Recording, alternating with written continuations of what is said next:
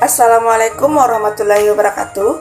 Perkenalkan, kami dari kelompok 6. Saya Anggi Anggraini dengan nomor NPM 3062056227. Perkenalkan, nama saya Mirnawati dengan NPM 3062056206. Kan saya Mutiara Rahmi, NPM 3062056142. Di sini kami akan membahas materi tentang magnet.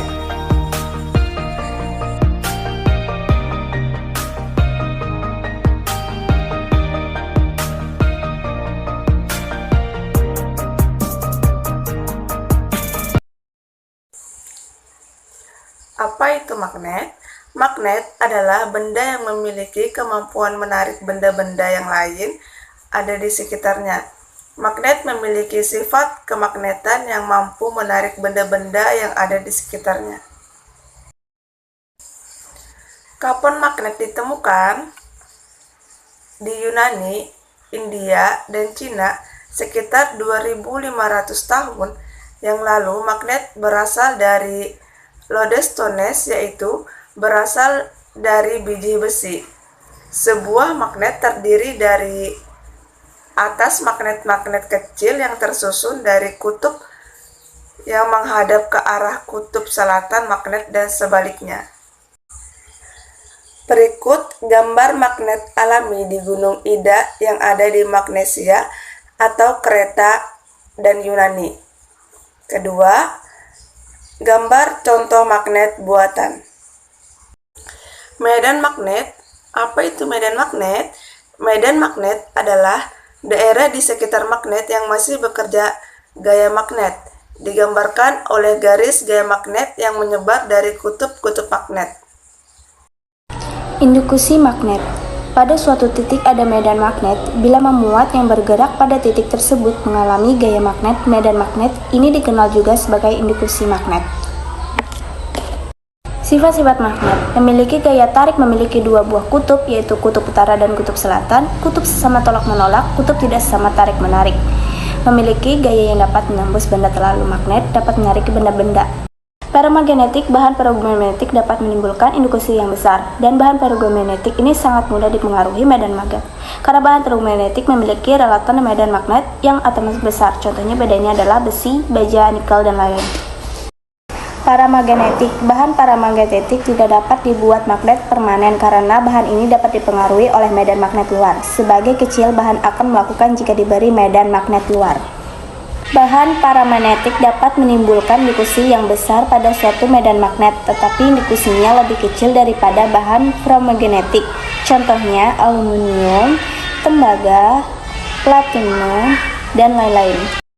Bahan diamagnetik. Bahan diamagnetik bersifat melawan kemagnetan dari luar sehingga sulit dipengaruhi medan magnet luar. Bahan diamagnetik akan menimbulkan induksi magnet yang kecil jika bahan diamagnetik dimasukkan ke dalam medan magnet. Ini diberikan medan magnet, contohnya emas, seng, merkuri, dan lain-lain. Bagaimana cara membuat magnet? Yang pertama dengan cara induksi, yaitu mendekatkan benda dengan magnet namun sifatnya sementara, alias tidak bisa selamanya. Sifatnya bisa hilang. Yang kedua dengan cara menggosok. Menggosokkan magnet pada benda beraturan dengan satu arah. Yang ketiga dengan aliran arus listrik. Arus listrik dari baterai dapat membuat magnet. Setelah arus searah mengalir, paku besar yang dilewati arus listrik akan memiliki sifat magnet.